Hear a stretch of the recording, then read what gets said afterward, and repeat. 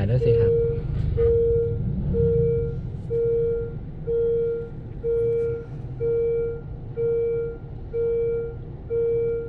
รถไฟลงนานจังเลยอ๋อเครื่องบินมันเต็มแล้วเหรอครับป๊าว่า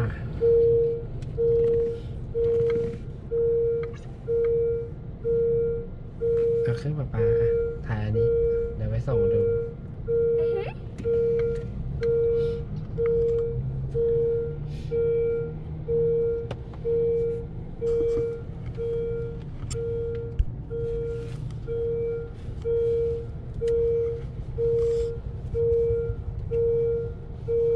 แล้วถึงว่าทำไมตรงโน้นไม่ได้เสียงแก๊งแก๊งมาดีเลย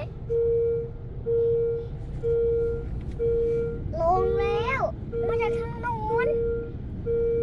ทางไหนครับมาจากทางซ้ายหรือขวา ทางนี้ ทางนั้นเขาเรียกว่าอะไรซ้ายหรือขวา ขวา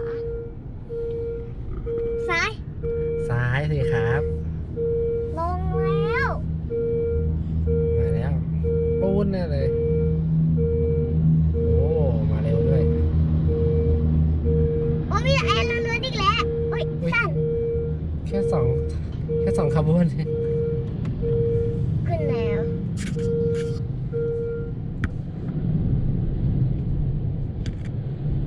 แค่2 โบกี้เองอะโอ้ย